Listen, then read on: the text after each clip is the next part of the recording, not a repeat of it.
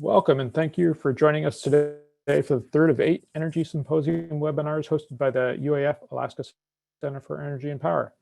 The purpose of these events is to present topic-specific information to the Alaska Energy Security Task Force as they work to develop a statewide energy plan. If you missed the first 2 webinars, the recordings are available via the link on the task force website. Today's presentation is the Global Energy Trends and Grid of the Future. My name is Jeremy Casper, and I'm the director of the University of Alaska Fairbanks Alaska Center for Energy and Power. I'm hosting this webinar from the UAF Trothieta campus here in Fairbanks. And our speakers are joining us from, I believe, Albuquerque, California, as well as Gwen from UAF, but I could be getting that wrong.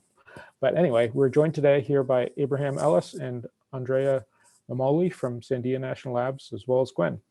Each presentation is allotted 40 minutes, which includes Q&A. As these presentations are intended to inform the task force, only task force members will be able to unmute and verbally ask questions. All webinar attendees will be able to submit questions to the Q&A box on the webinar screen. However, we'll be prioritizing the questions from the task force members since this isn't intended for them. Today's meeting is being recorded and the presentation and slide decks will be available on the Alaska Energy Authority website that goes along with the task force. With that, it's my pleasure to introduce the first topic, the grid of the future. This is the topic area that ACEP has considerable interest in and expertise. President's Professor of Energy here at UAF, Mari Shirazi, is leading numerous projects on the dynamics of these emerging energy systems, in which power electronics controlled resources are replacing inertia-dominated generation assets. This is an area that ACEP has been working on since our founding in 2008. Today, Abraham will be presenting on the South Australian grid. ACEP works closely with university researchers and utility operators in Australia, and I look forward to learning more about the South Australia grid. Sorry, as I flip my pages here. The South Australia grid is the first gigawatt scale grid to reach consistently high penetrations of these inverter-based resources over long durations. So with that, I'm happy to hand it off to Abraham. Thanks for joining us today. Hello, can you hear me? Okay, with that, I am sorry to report that I'm not able to share my screen. So I'm going to ask Brittany or Erica to please help me with the version that you have. Thank you. It's a pleasure to be here. And thank you, Jeremy, and also Gwen for the invitation to this meeting. So here's what I thought I'd talk about, the grid of the future. I have a kind of a different spin on it, and let me tell you a story about it, just so that you know where I'm coming from. I am a member of an international group of people that shepherd a conference called IRED. This is Integration of Renewable and Distributed Energy Resources. We have a conference every year, and this year the conference happened to be in South Australia in November. It was fantastic. Among the first things that I did while I was there ever in my life, in my bucket list, was to take a picture with a koala. I highly recommend it. But the other thing that was really impressive to see is how well Australia is far along in this energy transformation. It was truly very impressive. We have an opportunity to hear a number of different perspectives, from technology to planning, even a point of view from a consumer advocate that was talking about the experience that South Australia has had. And whenever I get a chance to say anything about energy transformation, I wanted to carry the message that I learned there is that this can happen very fast, and it can be done in an orderly fashion. And the other thing that I'd like to say, just to preview the conclusion of the presentation, is that it is completely case dependent, right? One location is not the same as another, one grid is not the same as another. So the old adage that we all have that, when you're seeing a microgrid, you're seeing one microgrid because they're unique. There is something of a true statement to that when it comes to shooting for complete transformation of an energy system. So with that, let me go to the first slide and tell you what motivates me to give this talk from that perspective. I'm including in here a link that you can use to read more about some of these topics if you're interested. I pulled a lot of the material from that conference. But I also wanted to make the point that what I really do intend to do with this talk is to offer up a case study, if you will. They're all instructive, but they're not They're not necessarily Alaska's roadmap. And that's why I wanted to include that last statement in there, that you're charting your own path to this energy transformation that is unique, that leverages your opportunities that are local there, as well as your unique challenges. However, this can be instructive to really think about what other people are experiencing and how they're going about it. Okay. So let's go to the next slide. So let me just tell you a little bit about the province of South Australia. Is one of several, as you know, and I put the map in there so that you can place it. I also indicated where the capital city of the state is at. It's called Adelaide. That's where the conference was. The area is pretty large. It is about 60% of the state of Alaska.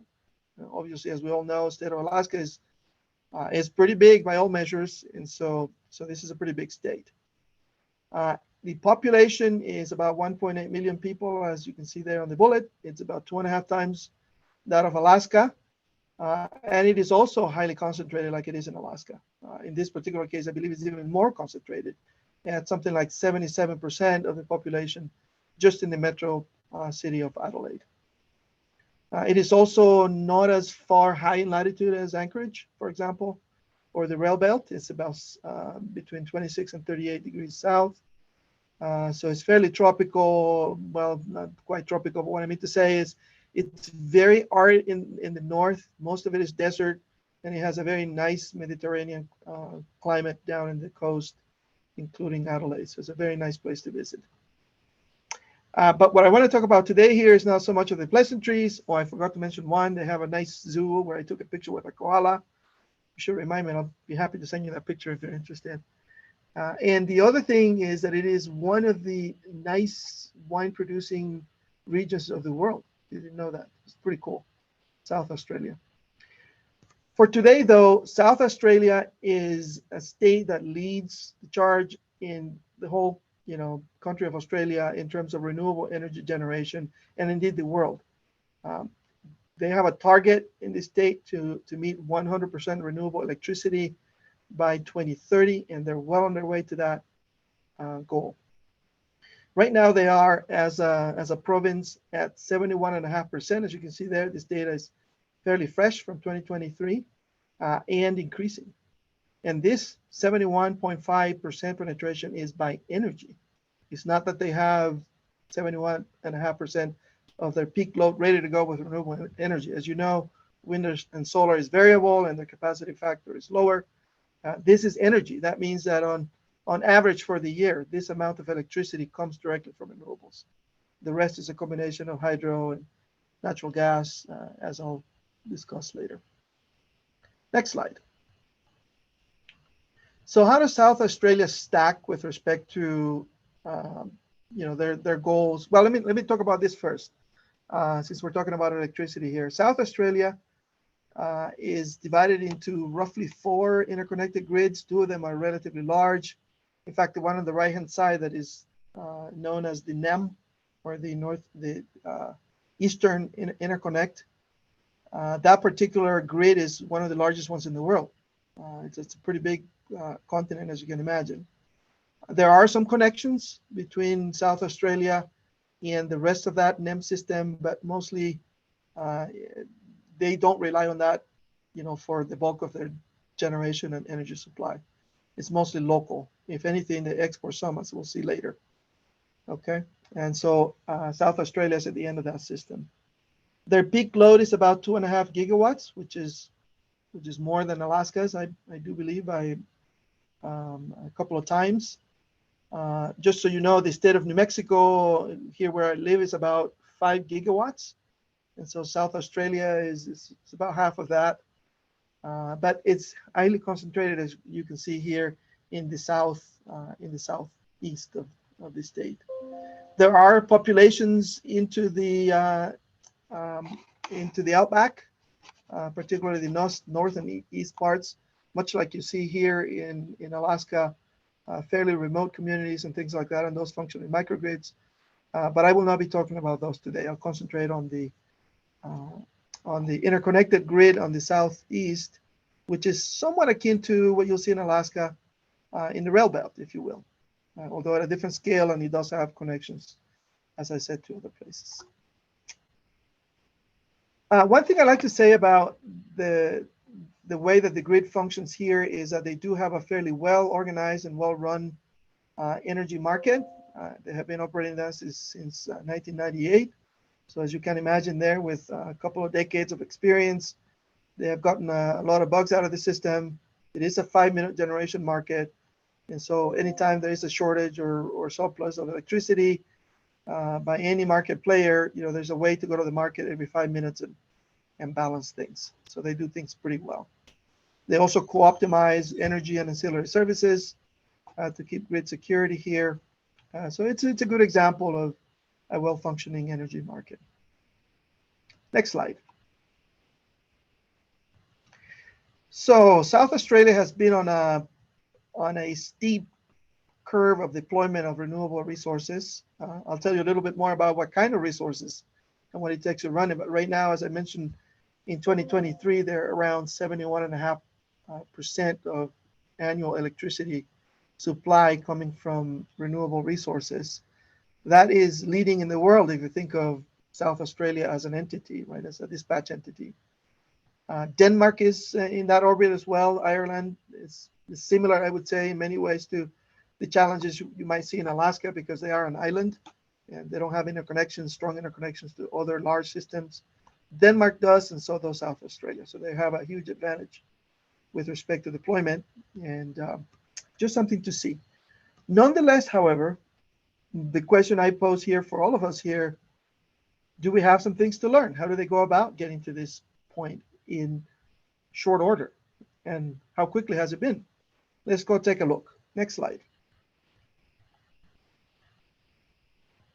So this graph here basically shows the mix of energy resources that have supplied electricity for South Australia going all the way back to 1999 or something like that, all the way to December 2022. This, needless to say, has been a very steep curve for transformation. In about the year 2016, they decided to basically shut down the coal plants that they had in the province, and proceeded for several years to fill most of that gap with flexible natural gas generation, and started to deploy very large amounts of solar right around that time to go along with a massive amount of wind that they already had on the grid. So if you fast forward that to 2023, where we are now, as I mentioned, most of that generation that you see in actual production of energy is actually wind and solar at this point, something like 72%, 71.5%. That is average for the year. Back in December 2021, and there's another case in 2022, sometime in September of 2022, we'll talk about that later, they have seen generation peaks of renewable energy that are closer to 80% on a 5-minute basis, 90%, right, of renewable resources. And that becomes a pretty big challenge to manage, as you can imagine. So the point of this slide is that it can happen very fast. Go from 2016 to 2023. That's not even a decade. And the landscape has transformed quite a bit. Next slide.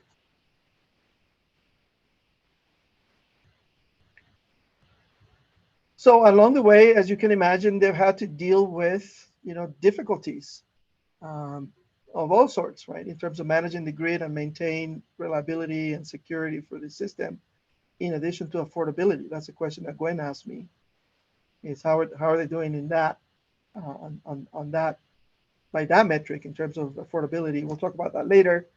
But for now, let me just point out that there are days now in South Australia that actually renewable generation exceeds the demand in the province by quite a bit. So you can see that the star there is showing on a Sunday, October 16th of 2023. That was very recent when we had that conference in South Australia. They actually exported a lot of that excess generation to the other provinces.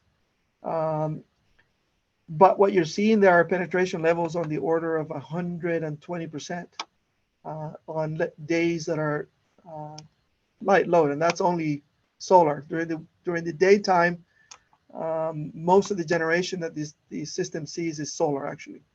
I don't know if you can tell the difference on the screen between the light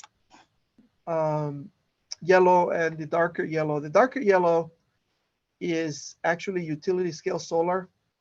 The lighter yellow there is all rooftop solar. I have a slide to show you about that in just a little bit.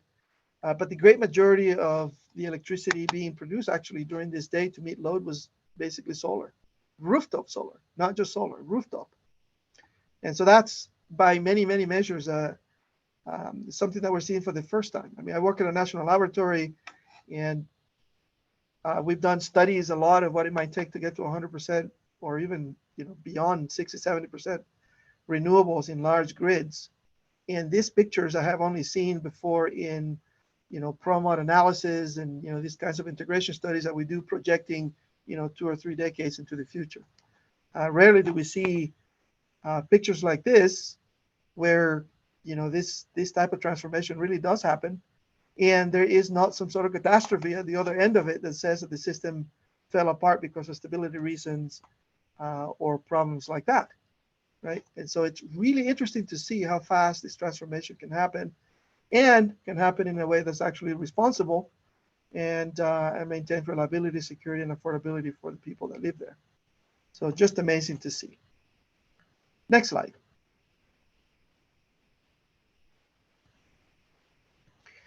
So how did they start this journey? Here's another interesting story about me that you probably didn't know. I used to work at a utility company about 15 years ago, and I used to chair a working group that was into basically standardizing the models that we use to study wind, solar, and energy storage power plants. Right? Those planning models are typically proprietary. We were basically negotiating with industry, the OEMs, to figure out a way to genericize these models so that regional reliability organizations, consultants, national laboratories, universities, we can all partake in helping to understand how these systems would behave from a transient stability point of view. And we heard a lot about what was going on in Australia. At that time, the Australia utilities, the stakeholders over there, wanted to be sure that our generic models included some very, what we called at that point, advanced functionality of the grid that every other place in the world, Europe, North America, other places, we were not considering. Things like fast frequency response and some of these services that became more standardized later. So this was more than 15 years ago. They were already installing wind power plants and energy storage systems that were fairly advanced from a control point of view. They were advanced in their own grid codes. And so these two pictures are a couple of examples of what they've done to basically incentivize flexible wind and solar and storage generation as part of the solution. If they're going to do this and go big with it, you have to be sure that the infrastructure that you're putting in, particularly the generation side, has the capability to be flexible enough to manage the grid. So the picture at the top is a fairly famous one. That's the Tesla big battery. If you recall, that particular battery is 150 megawatts today, something like 193.5 megawatt hours. It's one of the largest ones in the world. No longer the largest one, but one of the largest ones. And as you can see there, is tightly integrated to other renewable resources in the region. The picture at the bottom is more of south of Adelaide, southeast of Adelaide, is a 278 megawatt wind power plant with a 25 megawatt and 2-hour battery bank that is part of the plant. I looked this up yesterday on Wikipedia, a little bit about that particular battery at Lake Bonny, and he says that battery is providing revenue to the owner of this park at the rate of something like $230,000 per year per megawatt hour installed of energy storage. So my message with this to you is that these kinds of large investments wouldn't really be possible with a clear market signal that these investments are going to have a return and a high return, actually, compared to other places that you can park that money for energy in Australia. Should you build another plant and sell it as a variable resource or in this case of Lake Boone, would you go after basically enhancing the capability of that plant and get some additional revenue by adding large-scale storage, right? So there is a lot of that in Australia, and on the books, many more. Wind, solar, and particularly large-scale storage going into the grid. And that has been part of the secret, part of the solution to enabling very, very high penetration levels over there. Next slide. So this is all a story about bulk scale resources. What's happening more recently in South Australia is a huge uptake in rooftop solar. That has been driven, no secret about that, right? South Australia is a location, Australia in general, where energy prices are high. And so it makes a lot of sense for, people that have access to rooftops to go ahead and put their own, generation on the rooftop. Not just that, but also storage. And in part, the very large uptake also has to do with clear signals about what the rules are for installing rooftop solar and the benefits of doing that. If you're going to be adding, say, batteries, for example, there are many states in the U.S. that are still debating, how to actually handle that from a regulatory point of view. So some clarity in the regulatory space has been an engine to the deployment of not only rooftop solar, which is happening across the globe, but also residential batteries. And there is a lot of it. As you can see, 30,000 households now have batteries in their footprint. Now, traditionally, these systems you can think of being an entity on their own. They do return value to the owner in some way in terms of saving the cost of electricity or displacing retail electricity at retail rates. Maybe you can get some resilience out of these energy systems. So South Australia has gone a step beyond that and has actually made real the concept of virtual power plants. And what that means is that there are now grid operators that go out there, or companies that go out there and have contracts with these batteries and with these rooftop solars, and they actually manage a large group of these systems, residential systems, as if they were a dispatchable power plant. And they participate in the wholesale market. They can make additional money and provide additional revenues for the owners of these systems and for themselves, additional value at least. And so this has been a huge part of the story and the reason for the number that you see there with 300,000 rooftops, 1 in 3 consumers putting solar on their own homes. Next slide.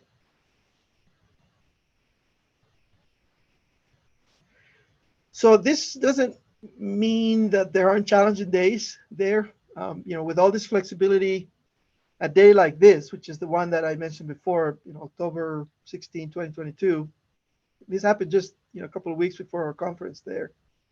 This was an interesting day because there was actually some concern by the operators about exactly how to get through a day like this, right, without any sort of market disruption or market issues that needed to be corrected. It worked out just fine, and that's not to say that they were just holding their breath, right? There's a lot of preparation that goes with that. But can you imagine operating a grid that is basically supplied nearly 100% by rooftop solar? If you have 100% of that rooftop solar and the batteries that go with it unable to provide some sort of flexibility at, in some way guided by market or system reliability requirements, you would not be able to do that. And so that it's just to double down on the point that I made earlier, is that high penetration of renewable resources cannot happen without careful planning of what kind of generation capability you're building into that fleet, including distributed resources.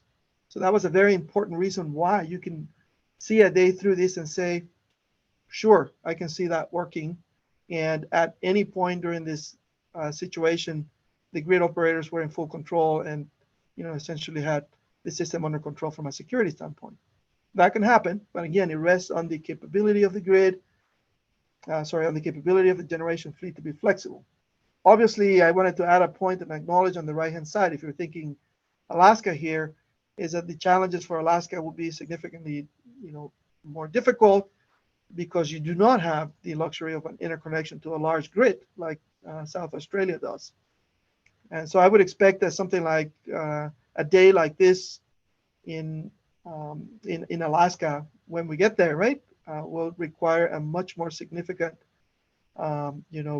set of technical capabilities to work through it, right? So this is not for everybody, and it requires a different formula for success depending on the location and the characteristics of the grid.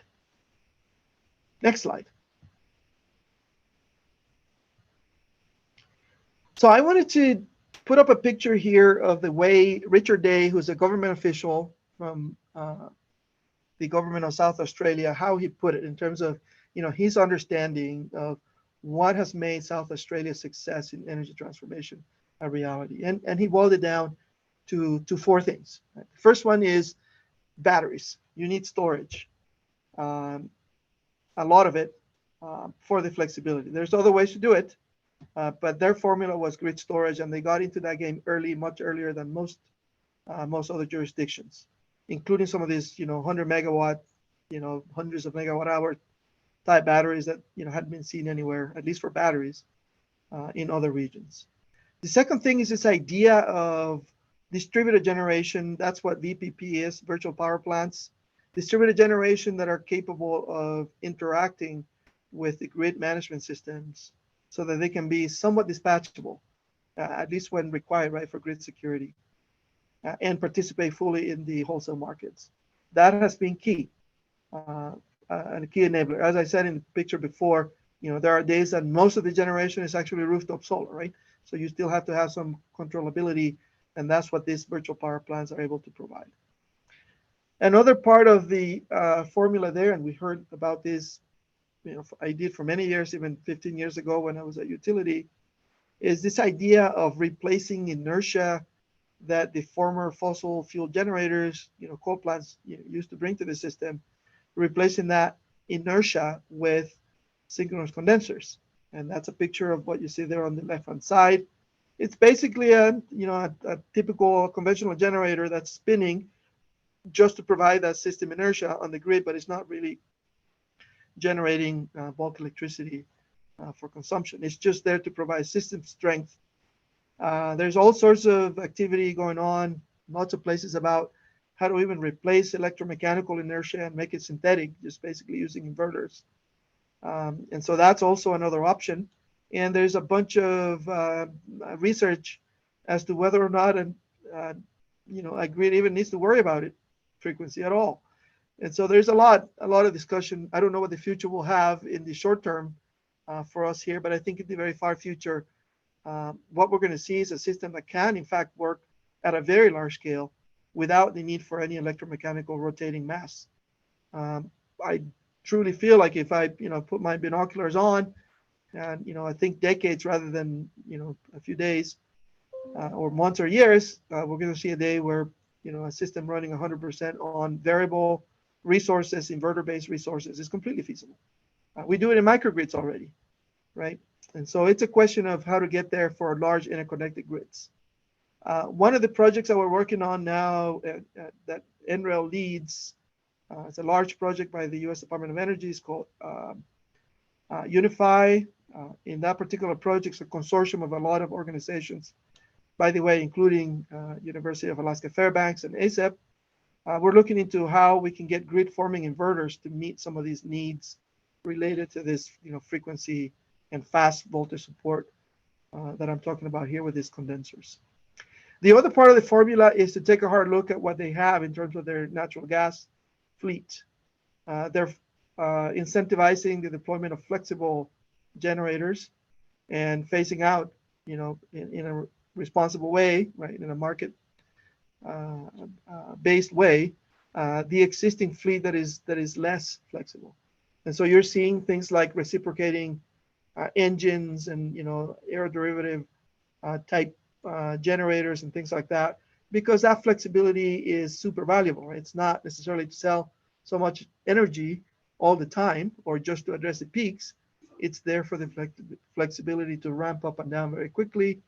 It's there for the flexibility to put additional resources on the grid in periods of shortage, etc. So that's been the formula. I believe that Richard Day, missed one. And that is the fact that you do have, in this case, South Australia, strong interconnections to the rest of the grid, and there is investment going on and discussion going on about, how that needs to be expanded in the future, should they, as they continue to their 100% renewable targets. So that's one more that I will mention there. All right, let's go to the next slide. I think I'm just about ready to wrap this up here in a minute or two. I just wanted to make the point, a couple more points before I wrap this up. One is that we have been talking about technology, a little bit about things like standards and stuff like that. But in reality, this type of technical deployment needs to happen on a very strong institutional foundation that goes through policy, through regulatory, and a market construct that is, as you can see there, decisive, that is well functioning, but more importantly, that it is innovation friendly, right? Not all of these things that I'm talking about now were known, 15, 20 years ago when Australia started laying out these policies. Assumption had to be made about the state of technology in some areas. And sometimes that technology advancement opened new opportunities for them to be more aggressive in their goals. And so that's really important to not lose sight of that. It's not just technology. Next slide, which I hope is my last one. Oh, Gwen asked me to talk briefly about prices.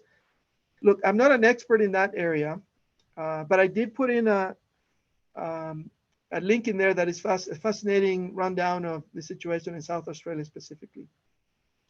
Based on that article, the short answer to the question of renewable energy deployment increasing costs for consumer is that no, not really.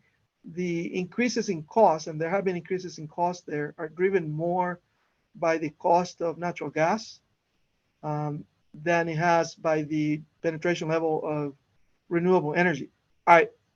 Maybe that's not the right way to say it, because there is a correlation between how much natural gas generation is required to be on the system and on the margin from a market perspective. If you have a lot of renewable energy, then you're basically locking in more gas resources required. Perhaps there's a connection there. But you can take a look at the article and see. My take on it is, at least at the wholesale price level, the correlation is weak at best with renewable energy, and is strongest in terms of the price of natural gas. And that, as you know, is a commodity that is tied to worldwide markets. And so that's a different story. I, however, invite you to take a look at the article. Next slide. Where are they going next? Well, they're going even bigger. More renewable energy, particularly solar, is in the plans. These are figures from the market operator, the energy market operator of Australia. They're looking at something like 5 times more distributed solar, almost 10 times more utility scale, but look at the amount of storage, even more, right? And so you think, well, where's all that energy is going to go, right? We're talking about increasing capacity. Well, they're also projecting that they're going to be adding something like another 100%. In other words, growing by a factor of 2 in terms of their electricity usage. How might you imagine how we're going to do that? Next slide. Well, their short answer to that is that they plan to electrify everything. They got really pumped by this idea that you can use electricity to decarbonize the grid. That's fine. But what's next? Production of fuels and hydrogen, or export and local industrial consumption is one aspect they're looking at very seriously. They're looking at water and what it takes to do water treatment, desalination. So that's a big part of what they're looking at. Transportation, obviously, is part of the solution. And generally, heat for homes and industry is another part. I just wanted to make the point that in a meeting that we had a while ago that Wen was a part of, and others, we were talking about what it might take to enable more renewable resources or decarbonization in a place like Alaska with so many natural resources. And part of the comment that I made there, I think this was in Cordova when we were having this meeting, is that we need to really seriously look at these other sectors and opportunity to put in some clean electrons into things like transportation and industrial sector. And that's a question of lots of conversations in Alaska, so I'll leave it as that. They're also looking into it, but it is a way to really scale up. Okay, let's do the last slide, Brittany, if you don't mind. So I also didn't want to finish my conversation here without acknowledging the fact that part of the conversation in a conference like this, where we're looking at South Australia as an example, is, what about consumers? We had a person there, Lynn Gallagher, who represents the energy consumers in Australia. She gave a very sober keynote about this energy transformation and refocused people into the idea that when you're looking at energy transformation, you are really asking society for a grand bargain. Things are going to change, not just for generation and the grid and things like that, but potentially for people. There will be opportunities there for people to, get more out of energy services. But with that will come, change. Like, for example, perhaps some of the appliances are going to be responding to external price signals and things like that. And so there needs to be a realization here that we have to find a way to be inclusive of consumers as we plan this energy transformation. I'm not going to belabor this too much more because I think that these quotes here speak for themselves. I will just turn it back to ASAP for discussions or questions if you have any. But it's been a pleasure. Thank you for the invitation. Thank you, Abraham. And hopefully my microphone still sounds okay. Brittany and I had to run out for a fire alarm, so we disappeared for a little bit. Now, hopefully we're back. But that's why we had Gwen in a different building and then Erica in another building as well. So hopefully that all worked. But with that, we've got a couple of questions to put to you from Jen Miller with Renewable Independent Power Producers, one of the task force members. First of all, Jen wanted to say great presentation, thank you. And then she asked if you could share more about technology that was deployed to make the natural gas resource capable of responding to variable renewable generation. Okay, so I won't be talking about specifics here for the case of Australia, but I'll tell you from my knowledge. There are, when you're talking about natural gas generation, those come in multiple flavors. Okay, one that we are very used to because it turns out that it tends to be the lower cost of the options is a combined cycle plant where you have natural gas producing some electricity in a turbine, but you recover some of that heat and then run a steam turbine next to it. And so that's where you have a combined cycle of different turbines operating. When you do that, that's really good. The efficiencies go up. But then what happens is that the plant as a whole becomes a little less flexible because you have to maintain certain operating temperatures. There's a lag in the system when it comes to thermal lag, when it comes to the steam cycle. So they're less flexible. The other flavor is to have a simple cycle, what we call aeroderivative plants. Those can be small actually. They can ramp up and down much faster. They're basically airplane engines, the jet engines. And so, as you know, they can take off really quickly and they can land fine, not a problem.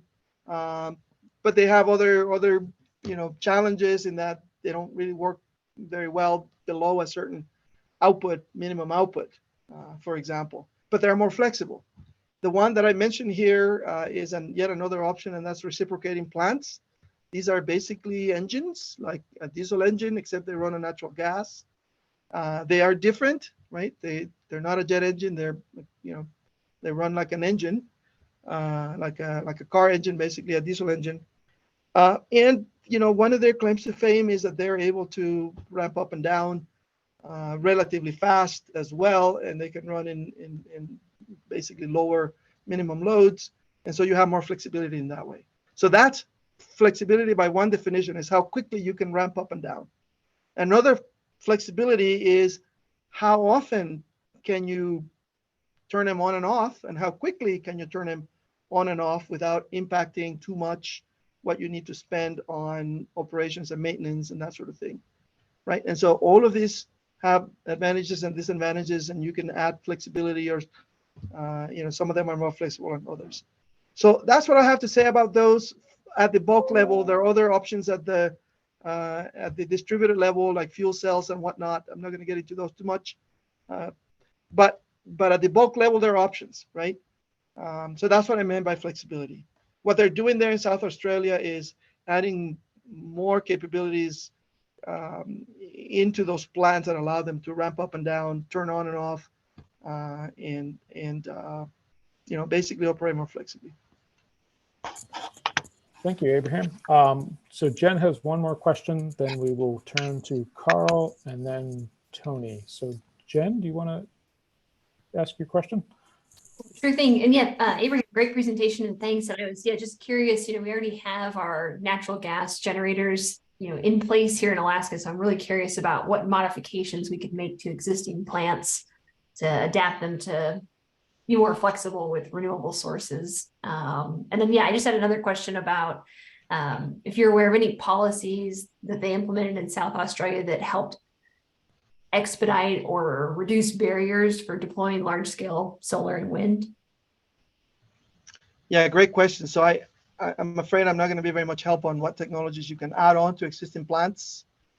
I am more familiar, frankly, when I used to work for a utility with large steam generators like coal plants. And those are some things you can do to basically strengthen the steam pipes, basically, to keep them from basically deteriorating with the stress of ramping up and down. They don't like that. But I'm actually not so sure what you can do to retrofit. With respect to incentives, you said for large-scale solar plants, I don't have anything specific other than there is a lot of legislation out there that is targeted more at right now at the rooftops and things like that. But for large plants, I don't have a good answer for you on that. I think like with anything else, right? At the beginning, there are first adopters, or some risks in there. And so it makes sense to put in some incentives. Is that what you were talking about? Like financial incentives, investment incentives to get things going. But Australia, has a lot of experience with a well-functioning, as I said, energy market. And so there's plenty of, there's plenty of opportunity for people to make some money. That said, I did hear in the conference that there are some government incentives on the energy storage side to incentivize the deployment of additional. And there's a whole program on how to do that, et cetera. I'll be happy to send you more information, but I am not familiar with the specifics. I have to apologize there.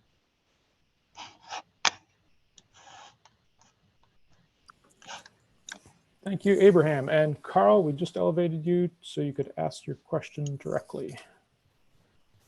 Okay, thank you. Carl Hahnemann here. Can you hear me? Yes, we can. Yes, thank you. I appreciate the presentation.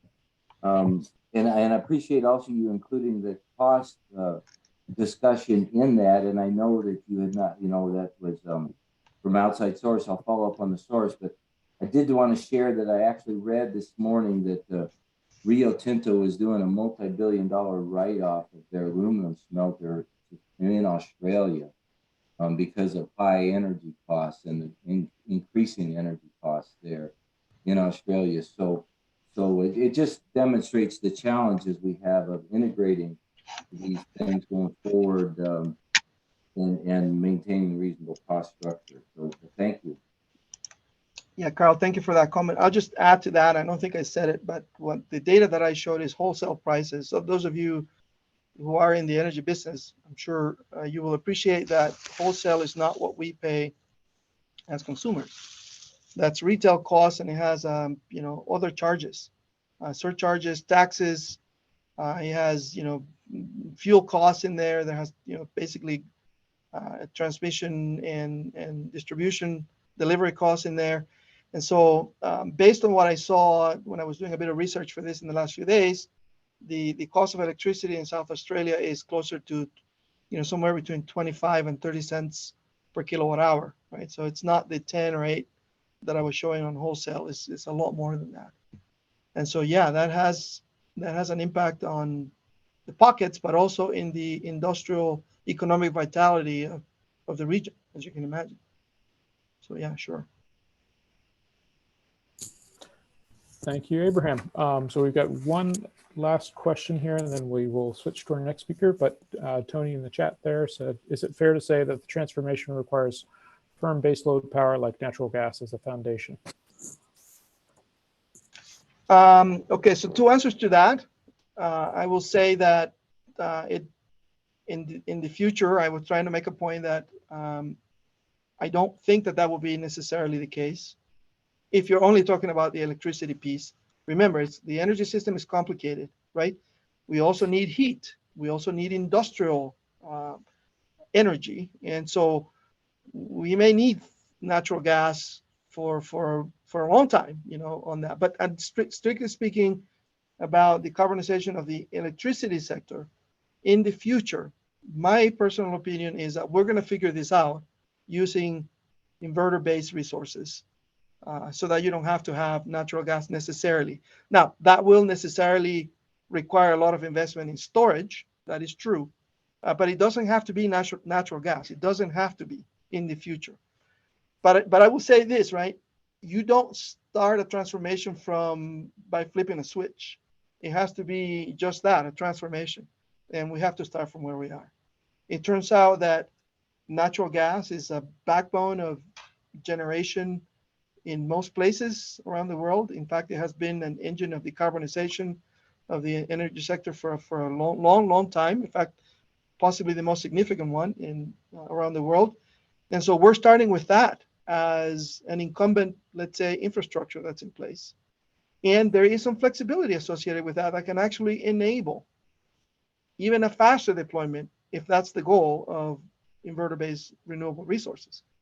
And so what I would say is that any transition toward renewables will necessarily go through, at least the way I see it, right, in the next couple of decades, right, through a base of natural gas.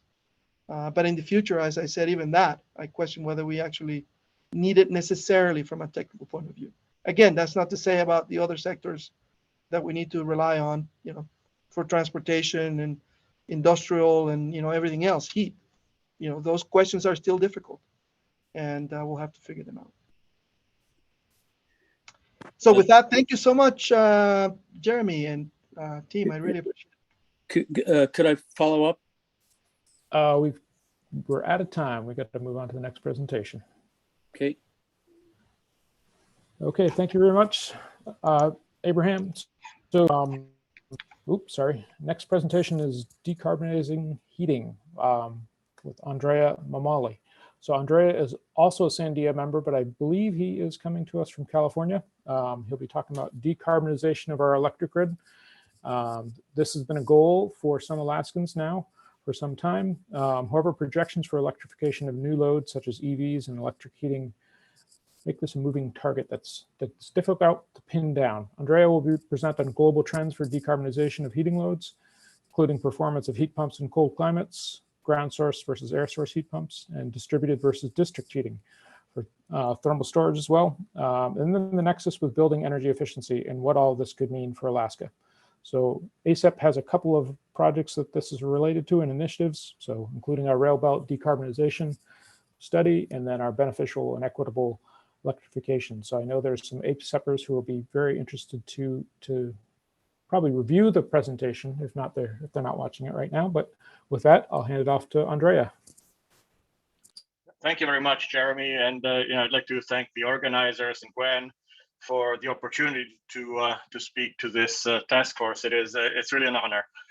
So what I wanted to talk about today is basically the other side of what Abe discussed. So Abe discussed the generation of electricity from lots of new electricity from renewable resources, and I'm going to talk about loads. How do we make more load? And the reason for that is twofold. One is decarbonization. Decarbonization, well, electrification of everything is basically key to a large part of the decarbonization that is our goal. And the other thing is, if we have a bigger load, potentially this is a way to reduce the cost of electricity. And I think one of the most important goals of this task force is 10 cents per kilowatt hour electricity. So if we make more, maybe there's a chance to reduce the unit cost of electricity. So today I'm going to be talking about decarbonization of heat, and also I'm going to briefly mention decarbonization of other sectors like fuels and chemical industry.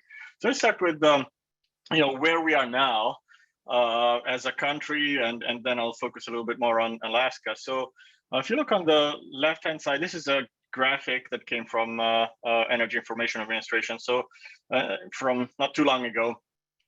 So basically where we are now is, so on the left here, we see the energy resources, and, petroleum, natural gas being the larger ones. And then on the right-hand side, we have the sectors, the end users that are using energy. So you can see transportation. Basically in transportation, the energy comes directly from the primary resource, from petroleum, maybe with a few minor tweaks for refineries and so on. But for buildings, residential and commercial buildings, which is sort of the brown and dark brown there, much of the energy comes from electricity. So there's basically electricity in between. And what we're trying to do here is to make that electricity intermediary, we're trying to make it larger. And also we are, potentially trying to increase on the left-hand side the green slice of things, and potentially the brown, so the renewable and nuclear. We're going to take a bigger role, potentially with natural gas, with carbon capture and storage, and so on. So, and then if you look at the renewable slice, we have different renewable resources. We have wind, we have hydro, we have solar. All of these have different characteristics that are going to align, more or less well with different end users. So let's start with the buildings, or the commercial and residential buildings. So, for the country as a whole, what do buildings do with electricity? So if you look on the left, commercial buildings, so we have 32%, about a third, is space heating, right? So that's the largest single user of energy, not necessarily electricity, just energy, right? In fact, mostly it comes from gas. Residential, similar thing. So if we look at space heating and water heating, that's almost a third of the total.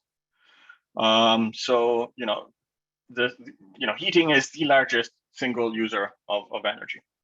So that tells us something. So if we look at the Alaska specific case, these are some statistics that I got from a number of recent reports. So commercial buildings, heating over 50%. That's big. That's a lot of energy. And residential buildings, it's by far the biggest energy user. And so the way that we get that heat right now is by burning things, right? So we can burn natural gas, we can burn heating fuel, we can burn wood, whatever, right? But we're burning stuff.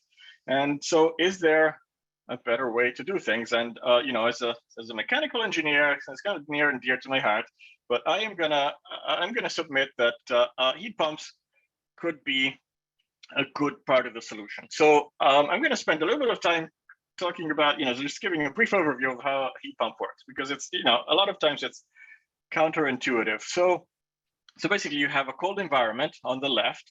So it could be, cold air in the winter in Alaska, and we're trying to heat a warm space inside of a building on the right-hand side.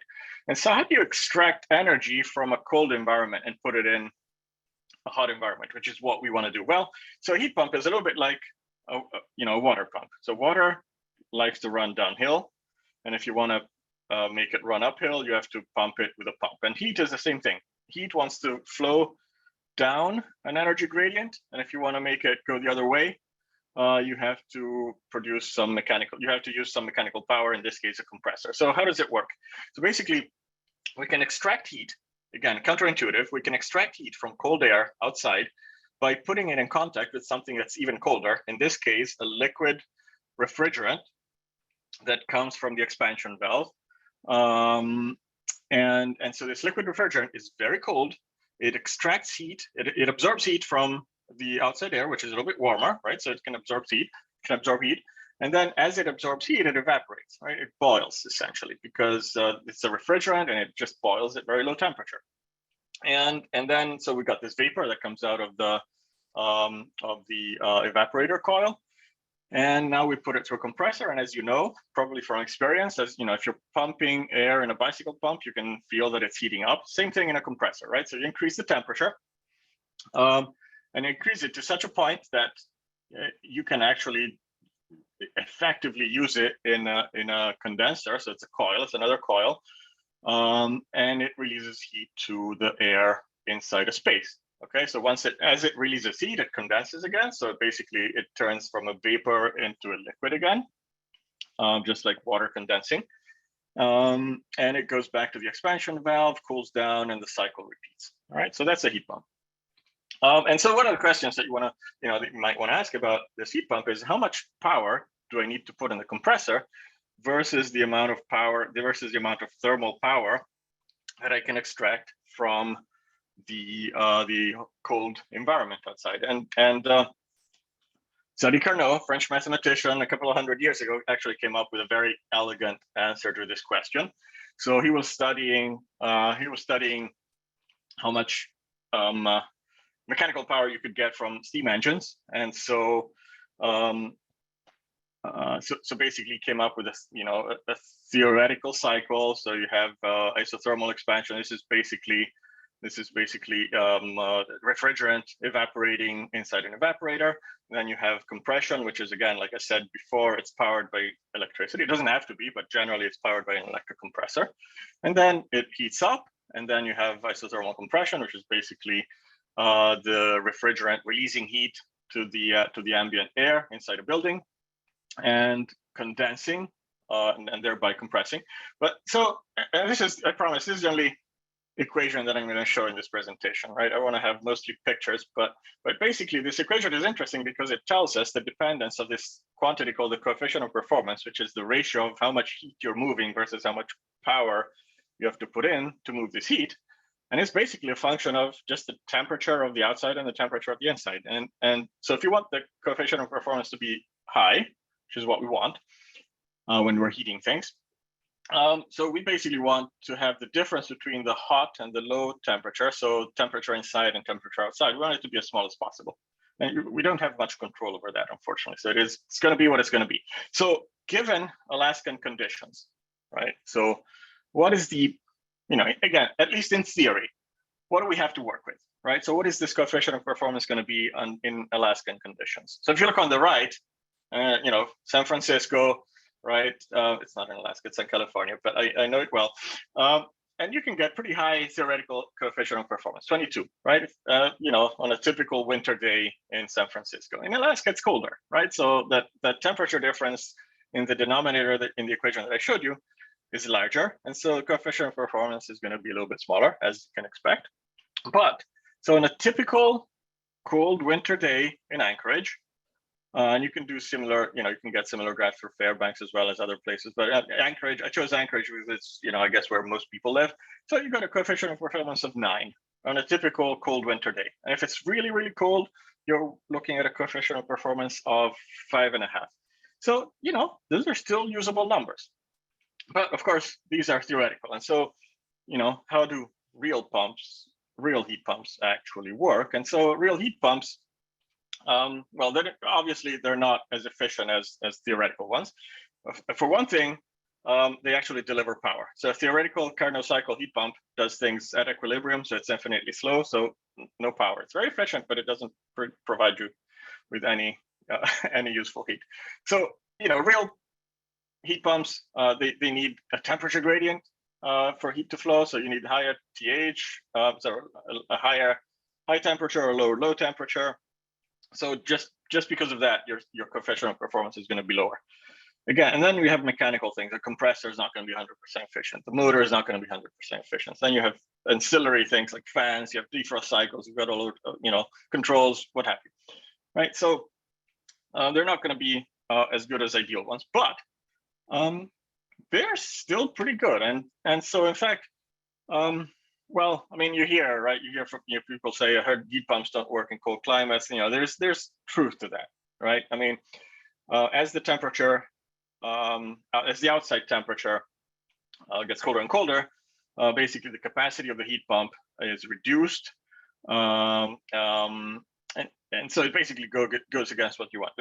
When you want the heat the most, that's when your heat pump is going to work the worst, right?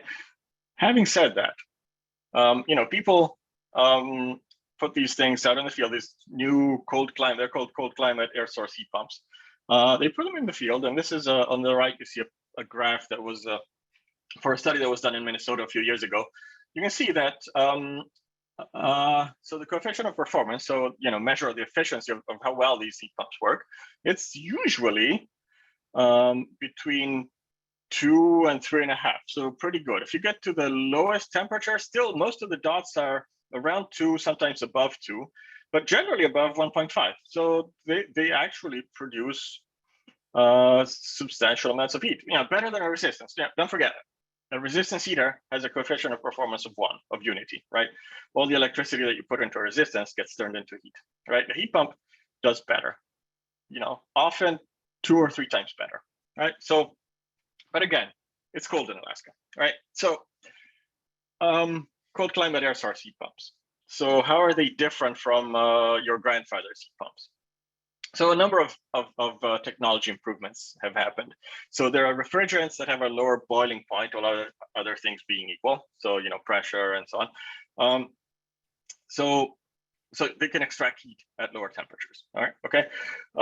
Variable speed compressors. So you have compressors that instead of just being, just running either off or on, they can run at pretty much any speed between 30% full capacity to 130% of nominal capacity. So you can actually run them faster than a typical, an induction motor, because they're actually driven by inverters, right? So inverters have a role in the end use as well, not just in the production. And then there's a thing called vapor injection, which is actually a very significant advance that was made in recent, 10, 15 years. So, and with vapor injection, I'm not going to get too deep into the thermodynamics, but basically the idea here is that, so in the condenser, you're extracting heat and you're putting it into the space, but then there's still more heat in the refrigerant.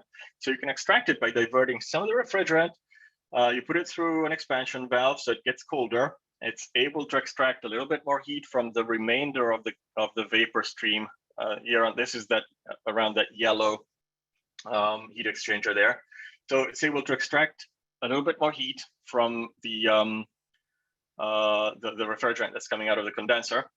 It turns into vapor, goes back into the compressor at intermediate pressure. So basically the compressor works a little bit less because it's seeing vapor coming in at intermediate pressure instead of low pressure.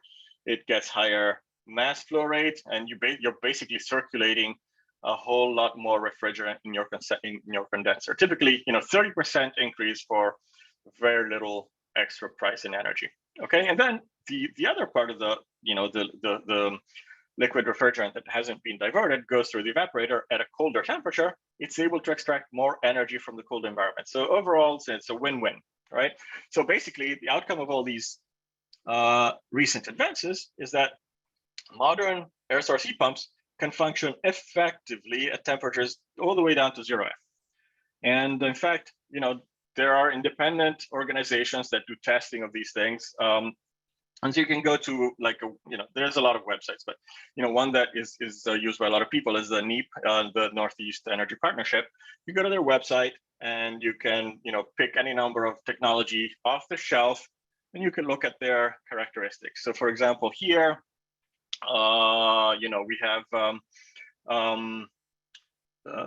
a number of these are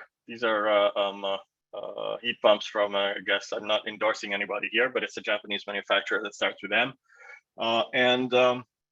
so they've been working on these heat pumps for a long time, and you can see that at 5 degrees F, independently tested, the coefficient of performance is over 2, well over 2, right?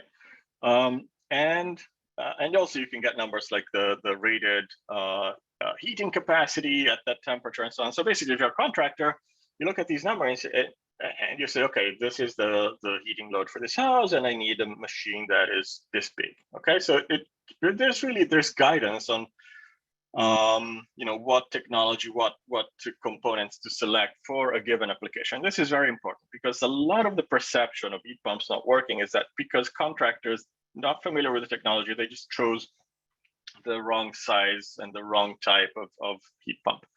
But things are changing and people are becoming more experienced at doing these things. All right, so okay, so let's say that we're successful and everybody's adopting heat pumps and it's all good. All right, well, what can possibly go wrong? A very cold day and an air source heat pump, even though it was well designed, it's still, it's just below the temperature that it was designed for, right? And so, okay, heat pumps have backup resistance heaters, and they provide heat to the house. So the people in the house, they're all happy because the house is warm. But so if you look at the plots on the right-hand side, these are trends that have been measured in a number of cold spells in Illinois, in MISO territory. I think it was Illinois, Chicago actually. And so you can see temperatures there went below zero for a number of days, and sometimes close to -20, even -30. You can see there the red curve is the electricity peak, and the blue is the gas consumption. And when there were these cold spells, there were these high electricity peak, high gas consumption. And so obviously, if everything is electric and heat pumps are turning to the resistance heaters for extra energy, you're going to have a problem because this is going to place a lot of strain on the grid. So you got to be careful about these things because be careful what you wish for, right? But there are a number of technical solutions to this, right? So for example, several manufacturers today offer integrated gas, cold climate air source heat pump systems, right? So if it gets too cold, basically there's an integrated system that turns the gas furnace on, and it's all integrated. It knows when to do this, and it uses gas instead of using the heat pump. You can use it in parallel with an existing furnace if you want. Sometimes you have to run things manually if you're a user, or maybe your contractor can integrate them nicely, whatever. But there are sort of solutions with backup fuel, right? And you can have a wood stove in your house or something like that. Other solution, better building envelopes, right? So in Germany, a few decades ago now, the passive house movement started. So basically, Germans are really into efficiency. And so they said, okay, can we run a house on basically next to no power for heating? And yeah, you can do it, right? You have to have a number of features: highly insulated walls. You have to have high performance windows. If you look at this picture on the right, much of the heat is escaping from windows and thermal bridges, a number of thermal bridges in the house. You've got to minimize infiltration. If you're moving air in and out of the house, you've got to recover the heat. You can have thermal storage, is very important. And radiant heat to keep temperatures low.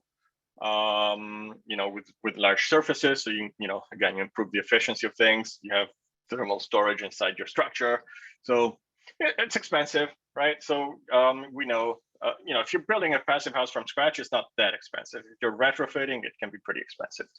So what's a reasonable compromise, right? You focus on windows, you focus on insulation. So there's room for research there. There, third technology solution is geothermal, right? So we know that the temperature in the ground, if you go deep enough, is going to be much more stable than temperature in the air.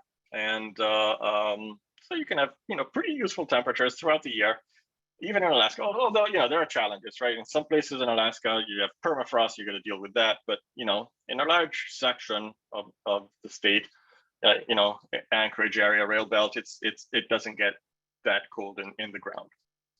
Of course, you have high upfront costs, so you've got to balance those with energy savings throughout the lifetime of the building. So long-lived buildings typically have a better time with geothermal. So institutional buildings, hospitals, and so on. Another option, if you're close to the water, which I think in Alaska is frequent, is heat exchange with ocean or other water bodies. Right. So, for example, there's a Prince William Sound Science Center in Cordova. Gwen just informed me that actually they're putting in an ocean heat exchange heat pump as we speak. So let's see. Well, great. So as far as the users go, maybe it makes sense. All right, what happens to, we talked about increasing the electric load, right? What does that look like? So I did a back of the envelope calculation because I don't have all the figures. And I think that folks at ASAP are doing much more detailed study right now. But anyway, just back of the envelope from a recent report in 2020, there's 1.1 million metric tons of CO2 equivalent that are emitted from heating and cooking in 2020, mostly from heating. And this, if you use the 2.75 conversion factors, this corresponds to about 500,000 metric tons of natural gas.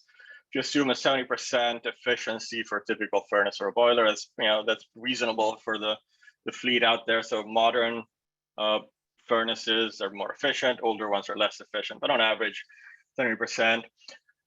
CO2 of P is a little bit conservative. Probably, it can be better. It can be closer to 2.5 or 3. But anyway, so if you do that, you end up with 2.78 million megawatt hours of electricity for heat for Anchorage in a year, right? And you compare that to Chugach 2021 retail sales, that's 1.92 million megawatt hours. So you're more than doubling it, right? So, and this actually matches with, there was a detailed report that came out of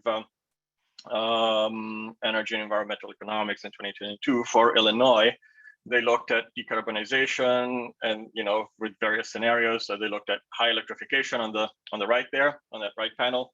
You can see that electricity production more than doubled, and natural gas consumption basically is going to virtually nothing. So it's consistent. But again, more detailed numbers are going to come out from ASAP in the not too distant future. All right, so economics, right? How much does it cost for the customer, right? Like Abe was saying, this is it's a societal deal. So if I'm a customer, I can have a heat pump installed from $6,000 for, let's say, a mini split, right, to $35,000 for like a central home heating system. So that's just for the heat pump. And there are rebates, but it's still a major investment. It's basically comparable to buying a new car or a used new car, or with a car. Cost of retrofitting to passive house standard, it can be pretty expensive, typically up to 30% of the value of the whole house. So that's, $120,000. That's a chunk of change. But people do remodel their houses. So maybe that could be part of the solution. And again, you don't have to go all the way to passive house. So in the end, how much do you save, right? So I did an estimate. I actually borrowed this graph on the right hand side from a concept that Gwen shared with me. I thought it was a really good way of showing things. But basically, you can plot the the cost of annual heating for an average house. And you can plot it against the cost of various energy sources, right? So on the left here, we have the cost of energy in cents per kilowatt hour for electricity, or dollars per 1,000 cubic feet for natural gas. Or on the right-hand side, we have dollars per gallon for heating fuel. And so you can look at where the break-even point is. And so for example, let's say that we have $4 per gallon of the cost of heating fuel. Right, so that typical house would cost you something to the tune of $7,000. Hopefully, I got the numbers right. Again, I got some statistics from various organizations. So anyway, but it doesn't matter. Point is, $7,000 for heating fuel to get the same amount of heating from a heat pump at it would cost you the same amount of money to get the same amount of heating with electricity cost at 37 cents per kilowatt hour. With a heat pump. And this is both in Fairbanks and in Anchorage. The conditions are a bit different, but houses are better insulated in Fairbanks, but the coefficient of performance is a bit lower, so it can sort of washes out. But bottom line, even with current electricity prices, it costs you less to run a heat pump than heating fuel. And if the electricity price was 10 cents a kilowatt hour, it would cost you a whole lot less. You'd be saving several thousands of dollars a year. And so, it would actually start making sense to, think about retrofitting a house with a cold climate heat pump. So, just recap. So, basically buildings use a lot of energy for heating. Most of it is from burning fuels. Modern heat pumps can probably do the job with a number of caveats, economic challenges and so on, but it's possible. And if you did it, it would produce a much larger electric load, which, again, potentially is what we want if we want to get the prices of electricity low. So just because of time, I'm going to skip to electrification of the chemicals industry. I'm going to go through this pretty quickly, but basically chemicals is another big use of electricity. And 37% of all industrial emissions in the US, right? So, and this is for, fuels, commodity chemicals and so on. Petrochemicals are organic chemicals that are made primarily using oil, gas, and coal. They're used in, other than fuels, of course, they're used in, consumer products from pharmaceuticals to shampoo, plastic bottles. And there's a vast potential to get, to shift the source of carbon from fossil to CO2 that's contained in flue gases from, power generation, or even just from direct air capture. And there are people that are going to pay you to capture carbon from the atmosphere. So one of the main uses, of course, is aviation fuel, and especially in Alaska, with Anchorage Airport being one of the largest commercial airports in the world. And so aviation, they're aware of this, right? They need to decarbonize. They know this. They're basically developing drop-in solution for existing fleet, right? Now, of course, there are people that are proposing electric aircraft or fuel cell aircraft, so that basically have a tank of hydrogen and run an electric motor from using hydrogen on board. But these are typically going to be for short range. But for the long range aircraft, it's at this point we need a drop-in replacement for aviation fuel. And so the feedstocks for doing this right now are waste oil and fat. So basically, your oil from frying French fries, and chicken nuggets and all that stuff. And then, municipal waste, non-food biomass, but then ultimately synthetic grout with direct air capture and hydrogen. So, sustainable aviation fuel is carbon neutral, right? Because even though it emits carbon dioxide in the atmosphere, before it emits it, it removes it for the, in the production cycle. So, at all these airlines and aircraft manufacturers saying, oh, we're really investing in aviation, sustainable aviation fuel. But if you look at the numbers, we're still looking at, 0.1% of total fuel. Even though, I think Richard Branson flew a commercial aircraft across the ocean, totally on SAF. If you look at the average, it's still very small. So there's a lot of opportunity out there. And also, Anchorage Airport uses, 2 million gallons of just jet fuel per day. So, it's a big potential for decarbonizing. And so one way to do it, I stole this image from a project from European Union Horizon 2020 project. There's a lot of people that are doing similar, that are looking at similar concepts. So basically, you have CO2 that is extracted from flue gas, from direct air capture, with renewable energy of some kind, typically. Although it could be with geothermal heat as well, like is happening in Iceland. So it's a combination of things, right? But typically, you have to extract the CO2 with carbon-free energy, whatever that energy comes from. Could be nuclear as well, right? And then you have to make hydrogen again. Typically, this is going to be with electrolysis of water. And so once you have CO2, sort of pure CO2 and hydrogen, you can do electrolysis to convert this to olefins, ethylene, for example, being one of them. And then you can add hydrogens along the way with various chemical processes. In the end, you can have sustainable aviation fuels. You can have any kind of fuel chemicals, what have you. Okay, so it looks like a lot of people are thinking about this kind of business. So where are we? What are the numbers? What do the numbers look like? So right now we're producing 175 million tons of ethylene, right? That's the precursor to a lot of things, including sustainable aviation fuels. Worldwide, if we took all the renewable energy worldwide produced today, it would not be enough to produce the ethylene that we're producing today, okay? So we need a lot of growth in renewable electricity production, or clean electricity production for that matter. So is this good or bad news? I guess it's good news, right? We just need more clean electricity, but we can do it, right? But there's a lot. We're not there yet. Okay, so we need more energy, but also we need other things. So there's emerging trends. So we're electrifying, thinking of electrifying production of a lot of chemicals, ammonia, nitric acid, ethylene, urea. These are the big ones, right?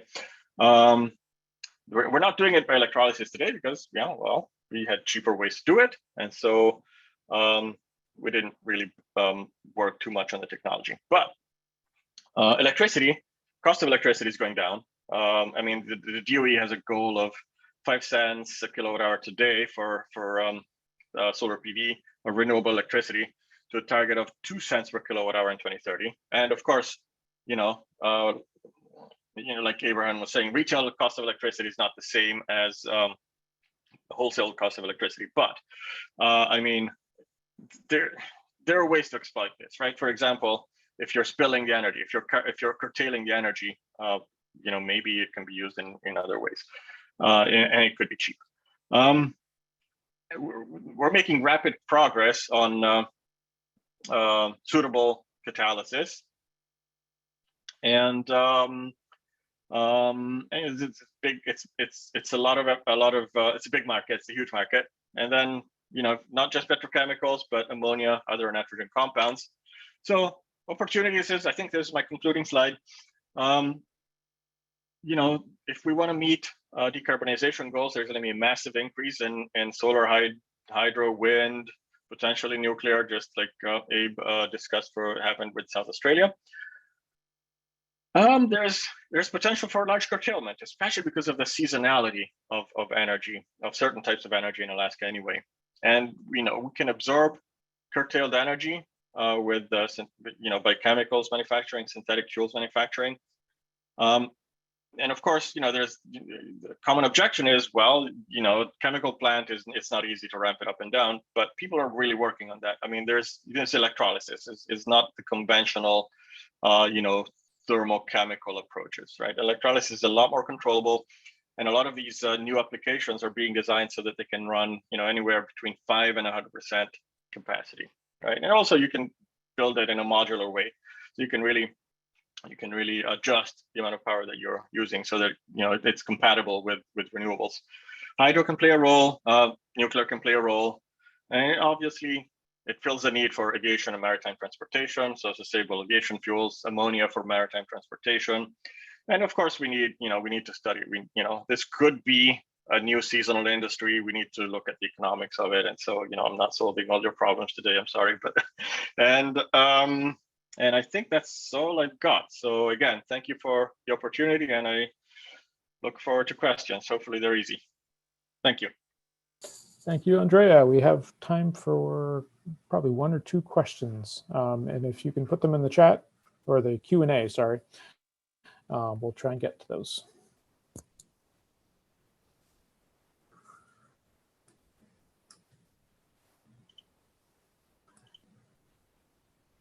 And Tony, we will put you in touch with Abraham because I know you had at least one more follow-up question for him. And I'm not sure if he's still with us, but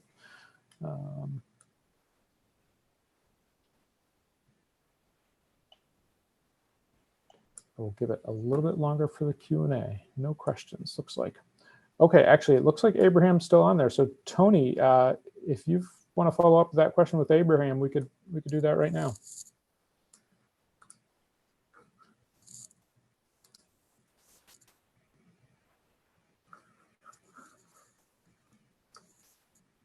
Hi, can you hear me? Yes, we can. Well, thank you, Andrea. Thank you, Abraham.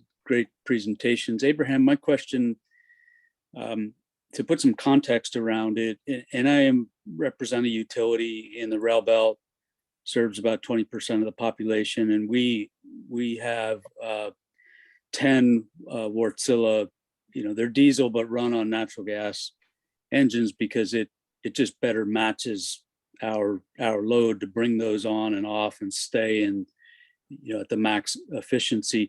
But my question was more related to the context that we are dealing with an impending shortage of natural gas from the local basin at a time where folks like me really want to accelerate the transformation. And so I'm looking at the challenge of being able to provide baseload power with existing assets that are likely going to require LNG import, while simultaneously looking at transforming the grid to, we don't focus so much on renewables at my utility. It's more about clean energy goals, not even carbon. I mean, carbon reduction we started with, but we've shifted to clean energy. And so I think the question, and apologies for the long missive here, but the question was more about, it seemed like in your presentation, that secure baseload power that you had was a foundational, was a critical footing to being able to start to a large transformation, larger scale transformation. I definitely hear you regarding the inverter-based generation, and I completely agree that we'll get to that point. But I've got these two competing factors, or the confluence of fuel supply shortage for the primary source of generation at 84%, versus the shifting to renewables or clean energy technologies.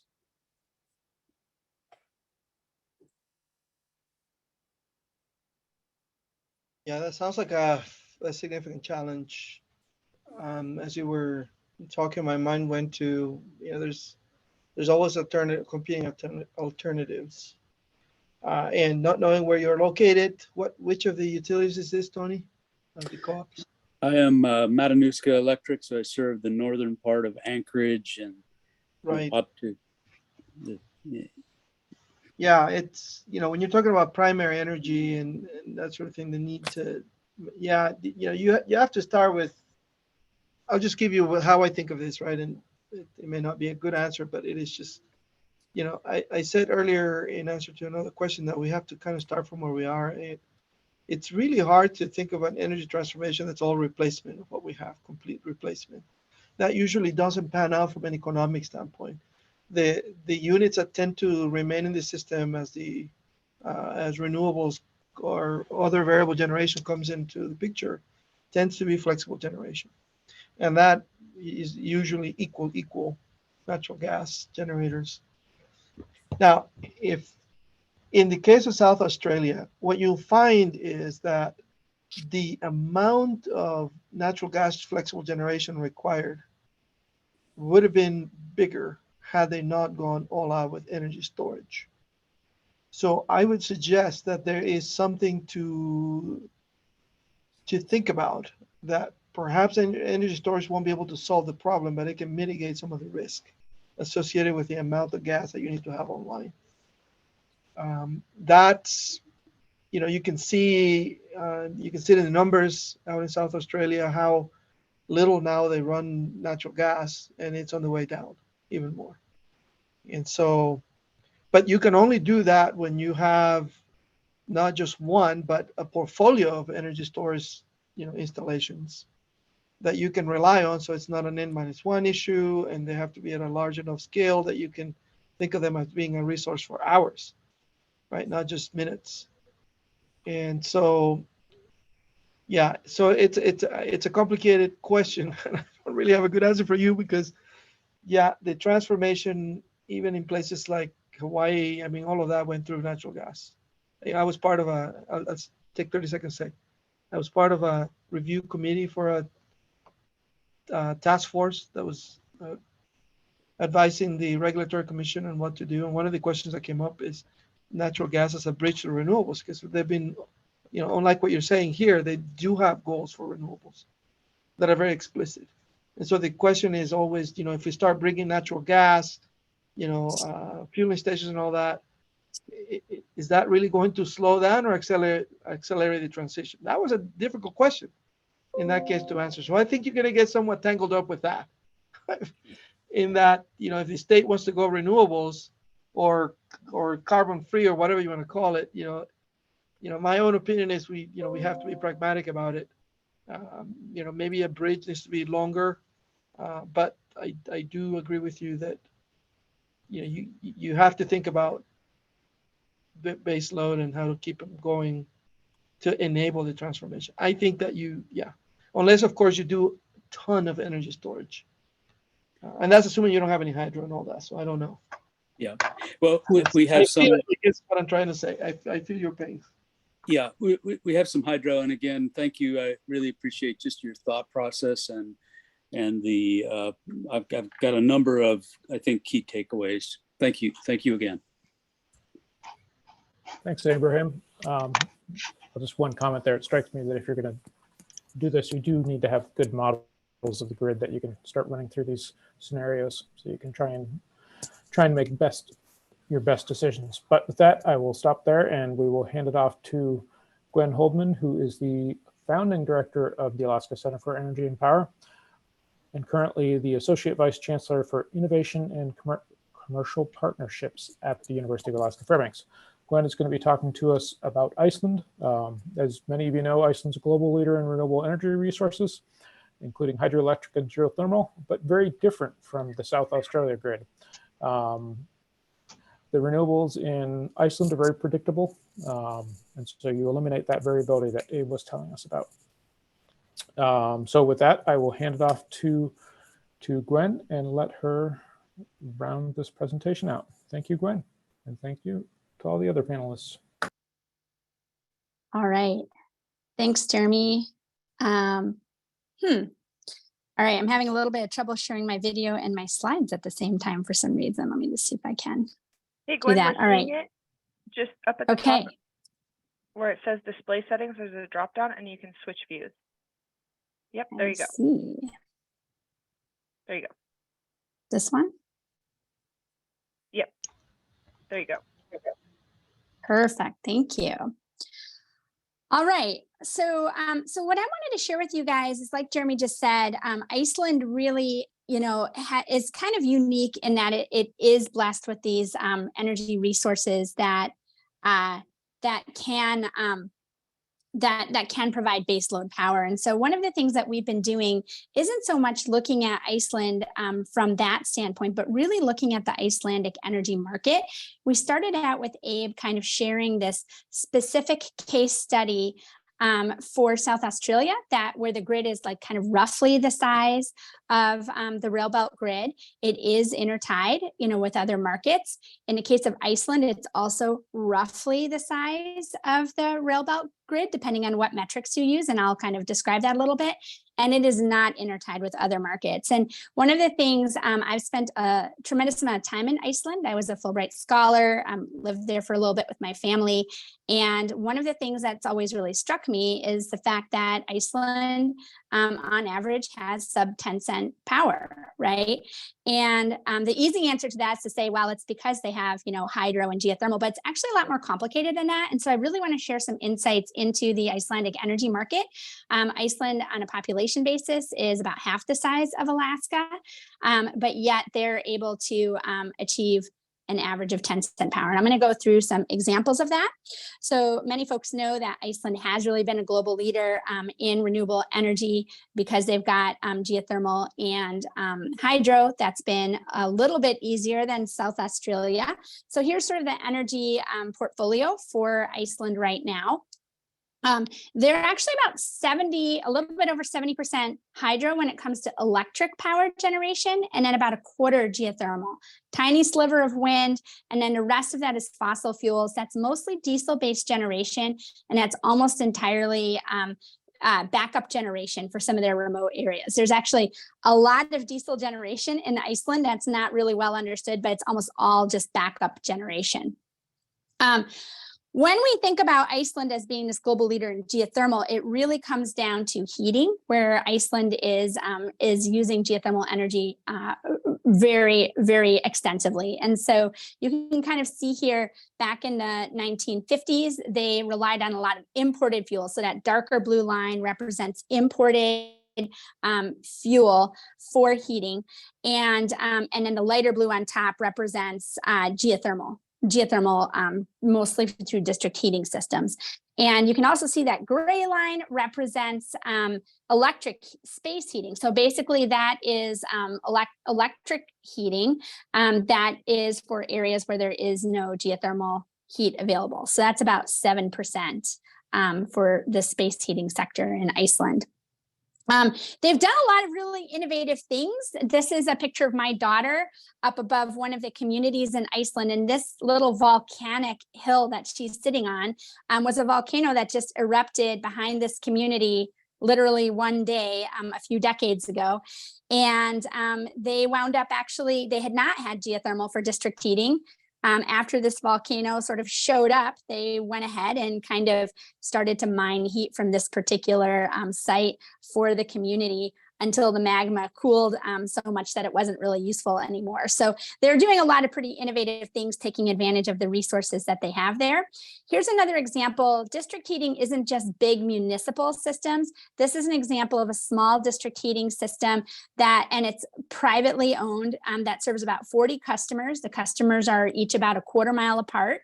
And this district heating system that's privately owned and operated serves like this small group of rural homes and farms. And so it's pretty cool what they're doing. A lot of the pipes are manufactured locally in Iceland, and they're really building up an entire industry around this.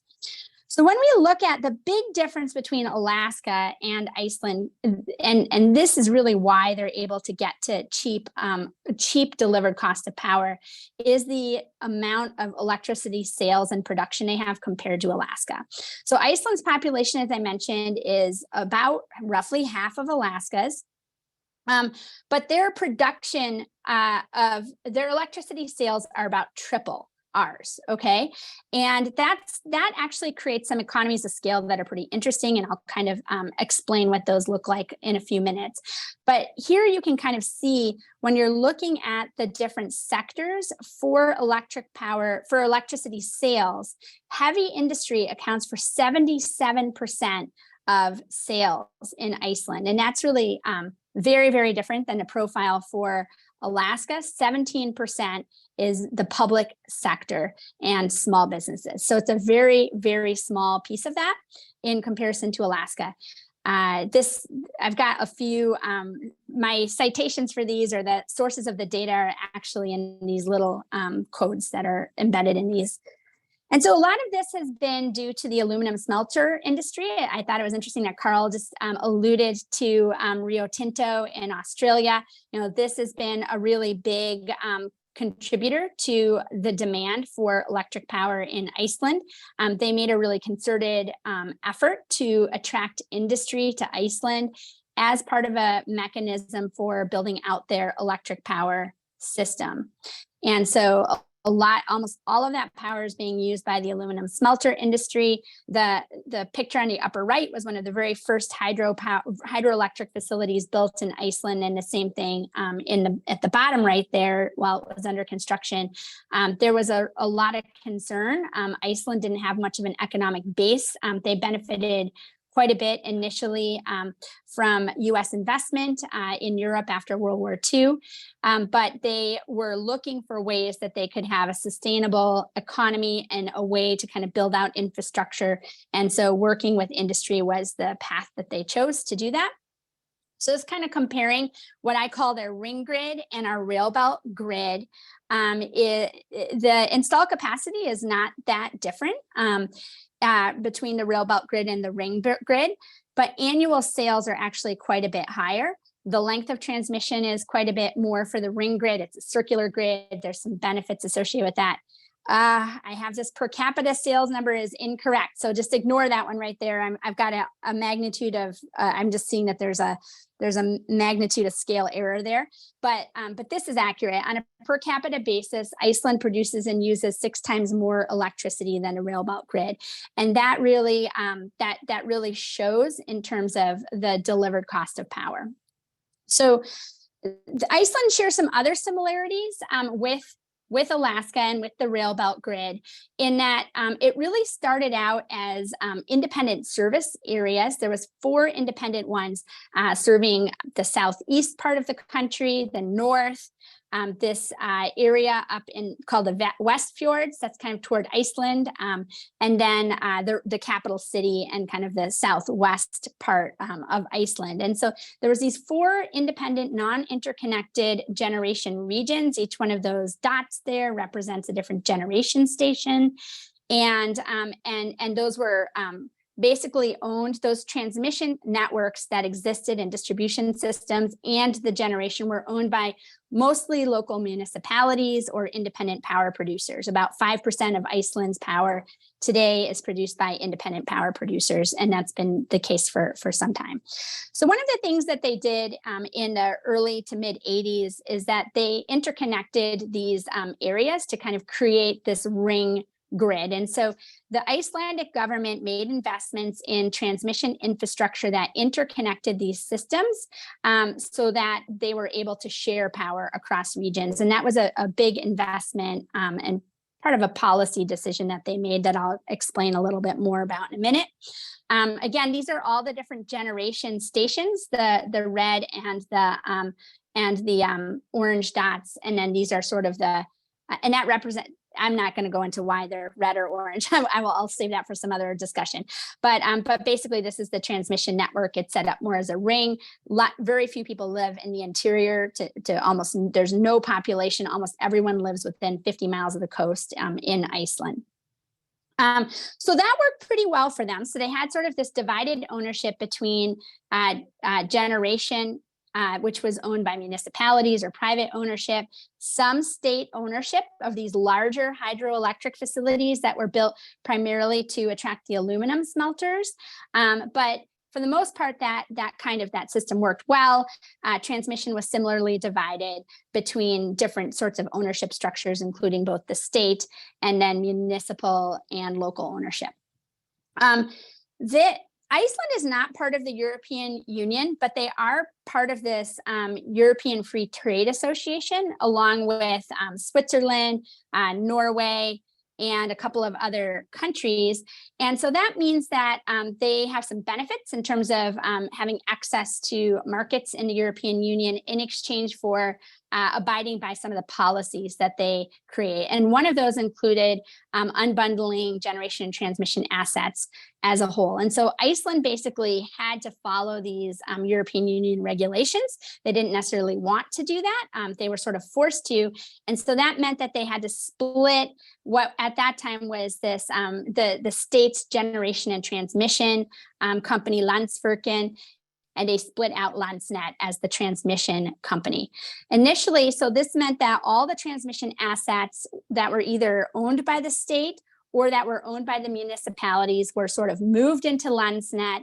Initially, ownership of Landsnet was a bit of a conglomerate between these different utilities or different local providers that had owned some of those transmission assets. That is now moving more and more into ownership of just the state. I think in 2024, they'll finalize the last sales of those transmission assets. So it'll be a wholly owned state ownership system. And that's because they really consider that a private good, kind of like an interstate highway, not a public good, sorry, not a private good that's owned by each local utility. And so they're able to move power back and forth. And then the costs associated with that are distributed across the kilowatt hour sales for all users. That doesn't really impact the generation side. There's still a division of generation. Some of those, again, have some state investment or state ownership associated with them, but a lot of them are municipally owned, kind of what we would think of as our co-ops in many ways, and some privately owned independent power producers. Right now, the state owns about 33% or about a 1/3 of all of the generation assets in Iceland. From a consumer standpoint, there's a number of different distribution utilities, and some of these are also generation utilities, but that you get to pick from and that you can select as your provider, and then you pay an additional add-on, additional fee for wheeling the power to your location. And so the cost for the energy price, not the transmission, but just the energy production, is around 5 to 6 cents per kilowatt hour for a residential consumer in Iceland today. So that's just sort of a general snapshot there. We did a lot of looking at specific customer billing examples, both on the commercial and on the residential side. And I really want to credit my colleague, who's also at the Alaska Center for Energy and Power, Erlinger Gudleifsson, who's actually based in Iceland, and he's done a lot of this sleuthing for our team to better understand this for Iceland. And the two of us are co-authoring a white paper on some of this right now. So 2 different examples for residential consumers. One is in that West Fjords region. That's kind of that red area in the upper left of the map on the screen.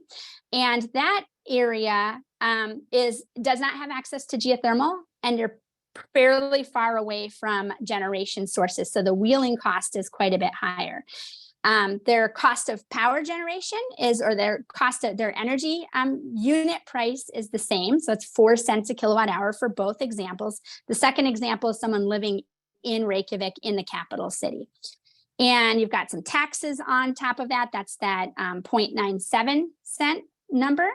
And then you add in this wheeling cost. So that's the cost of transmission, and that is based on a per mile basis. So you can see it's more expensive for people living further away from where the generation exists. There's an equalizing fee. This is a fee that everyone pays, and it allows that next one, that government subsidy, to be applied to people in higher cost areas of the country. So in this case, the individual living in the West Fjords region gets about a 4-cent discount on their energy bill because they're viewed as being in a rural area with higher energy costs, which is true. They are paying more. So you can kind of see the total cost at the bottom there, both in Icelandic kroner, but the cents per kilowatt hour is probably more relevant for us. So this is for a residential user in the capital city, is paying about 11 cents a kilowatt hour. And in that rural case, just under 14 cents a kilowatt hour. I'm going to go into a couple of industrial customers examples. This is a small commercial example of a construction company in northern Iceland with about 150 to 200 megawatt hours of annual sales. And the same kind of bill, the bill is broken down almost exactly the same way, except for they have some lower costs based on the amount of kilowatt hours that they're paying. But their average price winds up being about 12 3/4 cents. And then I'm going to go to first I'm just going to show you an example of one of these smaller commercial users with greenhouses. And so this is Friedheimer.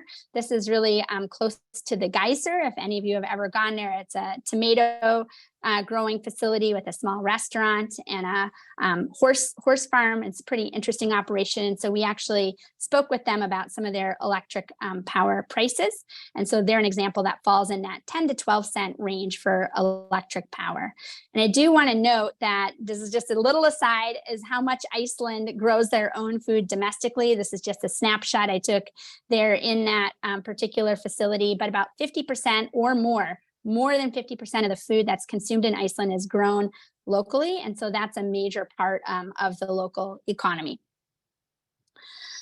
Here's a larger industrial company. So this is a steel fabrication and construction facility that's located in Reykjavik. And so they have 10 times higher sales than that previous example that I provided. And so when you kind of go through and look at that, and again, their unit price is lower. And so when you look at their final average price for delivered power, it's 7 cents a kilowatt hour. For the large industrial users, they're closer to about 4 cents a kilowatt hour, but their rates are not published, so I don't have those here. And so one of the things that I just kind of want to make this point, like if you're baking a loaf of bread or doing something like that, and you can bake 2 at the same time, your cost for that second loaf isn't going to be double the first. And that's basically why Iceland has so much cheaper power than we do. It's not because of these renewable resources that they have, but really these economies of scale that they're able to achieve. And so I'm just going to explain this very, very simply with about 5,000 caveats for our utility partners that are on here, because I am going to oversimplify this, and I understand I'm oversimplifying it and it requires a lot more thought, but this is just kind of conceptual high level. When you look at the rail belt utilities cost per kilowatt hour, about 7 cents of that is based on fuel costs, and about 13 cents, and this is on average for all of the rail belt utilities rolled together, about 13 cents is non-fuel costs, covering a bunch of different things, but just non-fuel costs. And so even if we were able to get rid of all of the fuel costs, all of it, and have no fuel costs at all, we would still have 13 cents a kilowatt hour power on a rail belt on average. Okay. And so the only real way to see a substantive reduction to kind of get to where Iceland is actually to bump up sales. So those 13 cents per kilowatt hour are actually distributed across more sales, and thus brings the per person or per sales cost down. And so again, I'm saying many, many caveats here, but if you have 20-cent power and about 2/3 of that represents non-fuel costs and about 1/3 represents fuel costs, the orange is the fuel costs, the blue is the non-fuel costs. If you double the sales and any additional generation that you need to bring online to support that is below, say, 10 cents a kilowatt hour, then you can reduce your per kilowatt hour cost. And again, I don't want to get hung up on these specific numbers, but conceptually, this kind of makes sense. And again, if that new generation has no fuel associated with it, and you can kind of reduce the overall amount of fuel on a per kilowatt hour production basis, that's where you can start to kind of drive things down toward a 10-cent goal. And that's where things like, for example, electric space heating and things like that can make a difference.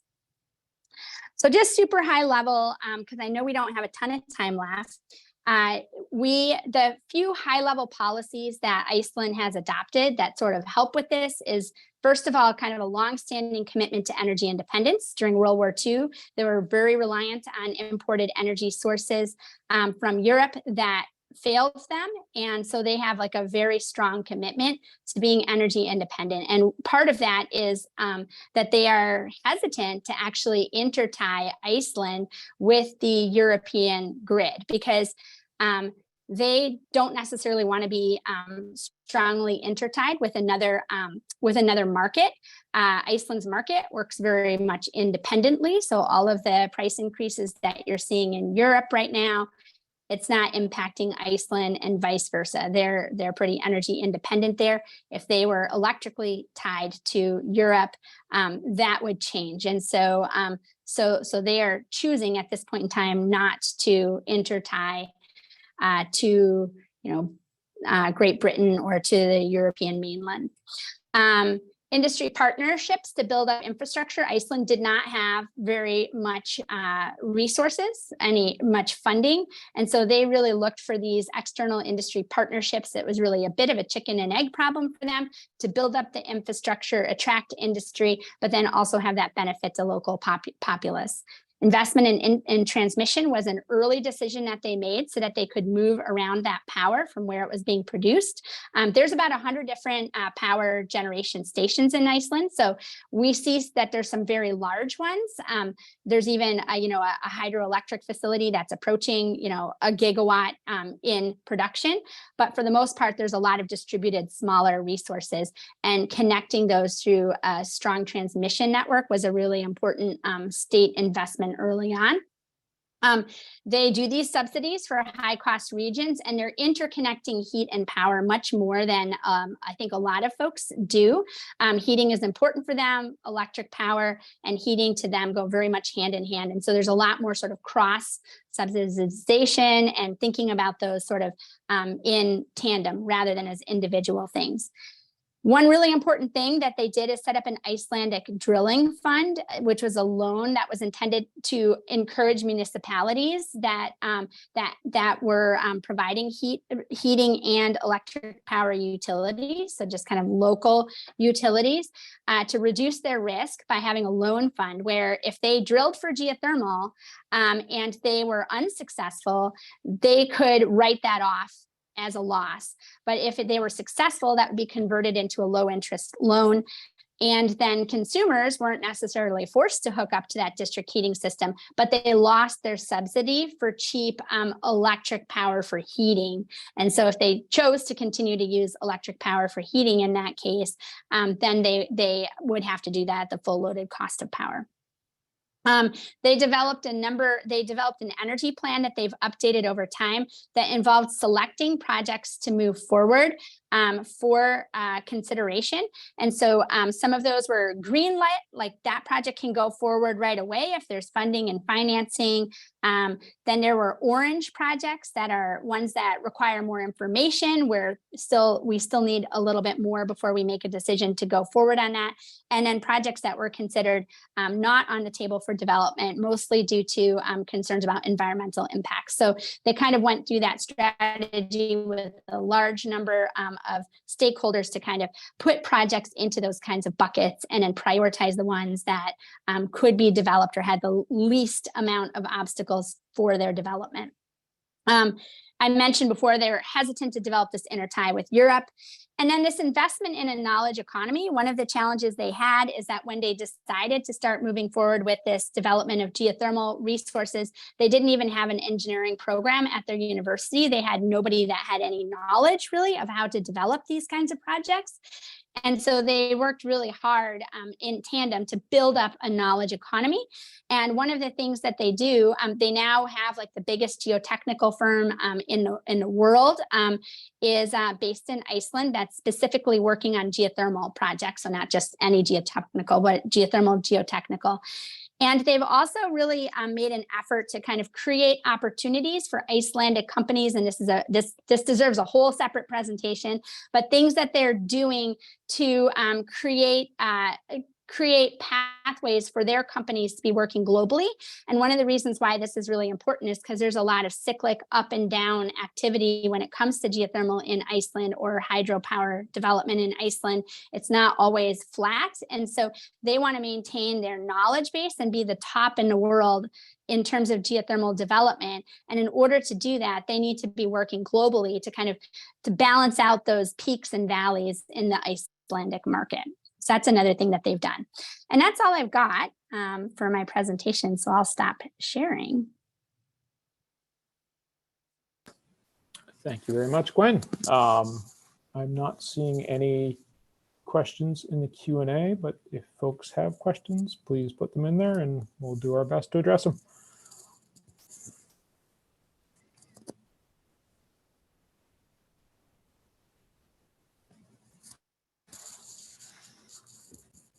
Carl. Yes, Gwen, can you hear me? This is Carl. I can, yes. Yeah, fascinating presentation. I really appreciate it. It's exciting. It has a lot of applicability for us in Alaska. So thank you very much. And hydro is you know, even though we even if we were to get rid of our fuel costs in Alaska, you know, the fact that maybe that they have these high natural resource-based baseload facilities get their overall G&A and maintenance and depreciation rates lower per unit cost, you know, than our system. So I think there's really something to learn there. And is there any kind of a catalog of like the hydro facilities that they have, of their kind of sizes and their environmental situation, whether on, you know, clear water streams or glacial streams, and what we might be able to use in terms of learning how to develop those in our state?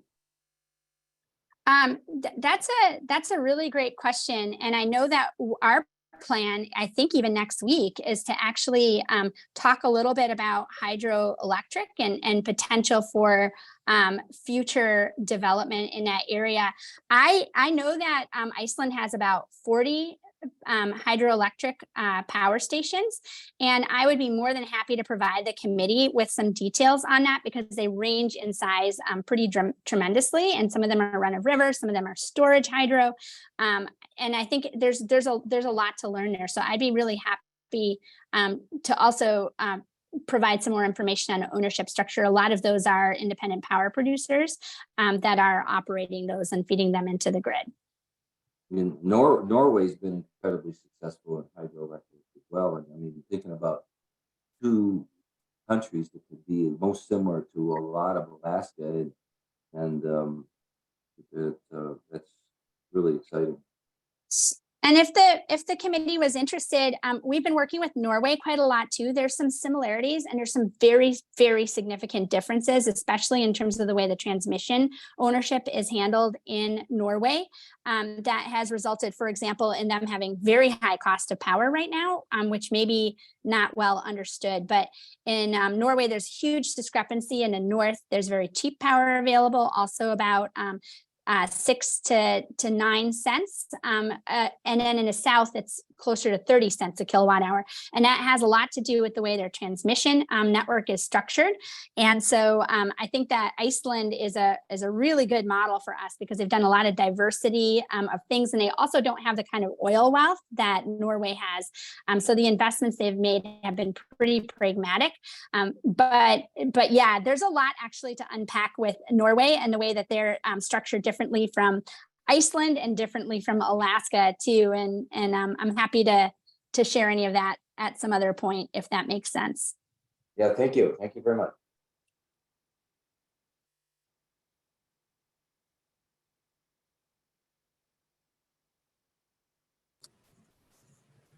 Okay, let's see. Tony, you've got your hand up. Let's see. Yeah, I'm unmuted. Can you hear me, Gwen? Yes. Yeah, great presentation. Just to build a little bit off of Carl's question, the Railbelt Subcommittee, I propose that we look at ownership structure. It's certainly been a question, sometimes more of an uneducated observation. Sometimes it's just a kind of a common sense, why do we have this many? And so I think that has to be put on the table and looked at.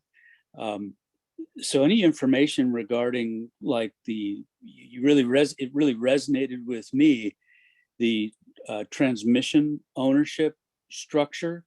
And it doesn't have to be, I guess, depending on the utility, it doesn't have to be threatening. It's just a matter of, I think just for an example, one example would be, well, let's look at what transmission the state owns already, part of Bradley Lake, part of the intertie or the intertie, northern intertie, and then what specific infrastructure would complete that grid from each of the utilities. I personally think that's going to be part of the future, to look for those kinds of efficiencies. And structures. It may be a little bit more difficult we may find that the distribution co-op structures based on the current statutes and bylaws, could be a lot more difficult. But I'd be, on behalf of the Railbelt Subcommittee, along with Jen Miller, I think would agree, if you've got information on how they went about some of that, I think it'd be really helpful. Yeah. And I would love to present maybe in more detail, Tony, to that committee. So number one, Iceland has kept their municipal utilities. So the co-ops are whole, right? Yeah. As both generation and distribution co-ops. So it's not like we moved everything to state ownership in Iceland. And then secondly, initially there was really a multi-phase process for moving these ownership assets to state either control, so like a pledge to use those assets, or eventually purchase. And a lot of that had to do with the similar kinds of problems that you've got, Tony, with like bifurcating those from the entire pool of assets that any utility utility has is almost impossible to do. And Iceland ran into the same problem because they would have had to renegotiate their loans basically, and that wasn't really a tenable option. And so they found mechanisms for just kind of pledging those assets or leasing those assets until they could figure out ways to unbundle it. So they did some things that I think are worth looking at. The other thing I just want to say is that Iceland didn't want to do this. I think that's kind of an important point. Nobody actually really was excited about doing this. They were forced to, they had to. It was an economic choice for them in terms of being part of the Eurozone. And they now would say they are super glad they did it. Like they're very, very pleased with the outcome. And they feel like it's been a real benefit to consumers. So, you know, I would offer that it would be great to just hear from their perspective and not just mine necessarily as an intermediary too. But we'd be happy to provide more information to the Rail Belt Subcommittee in any form that you would like. Yeah, that sounds good. We can connect offline. And prior to coming to Alaska, I was an exec with a gas utility, and we merged 3 utilities in Michigan that were spread, you know, from Houghton to Holland to Port Huron. I mean, they were all over the state. And for the most part, the operation stays essentially the same. It's a lot of back office things. We didn't see tremendous savings in terms of headcount. It really is not that threatening, and they can maintain their individual, preferences, or even call it parochialism. So their identities and brands are the same, but there are efficiencies that, I think we've got to identify at least what that represents. You hit it, I think, more importantly on, the more meters or the more kilowatt hours you can spread that across is going to be the much, I think, lower hanging fruit and value than trying to squeeze, maybe a penny a kilowatt hour by forcing a bunch of mergers that are going to end up in lawsuits, that kind of thing. But there's a balance, right? And I don't know the answer, but I would welcome you to that committee, and I'll talk to Jen, and we'll follow up from here. That'd be great. And I did drop in the chat a link to the article that sort of outlines some of this that I wrote a little while ago. It's just a blog article if anyone's interested. Thank you. Okay, with that, that wraps up our agenda for today. So thank you to all our speakers, Abraham and Andrea and Gwen. And just as a reminder, the webinar recording and presentation slide decks will be posted on the AEA, Alaska Energy Security Task Force website. And please join us next week, Thursday, August 3rd at 11 a.m. for Railbelt Hydropower Development and Financing. So some of the questions that Carl was asking about. And we'll talk about lessons learned from the past, opportunities for the future. So see you next week. Thank you.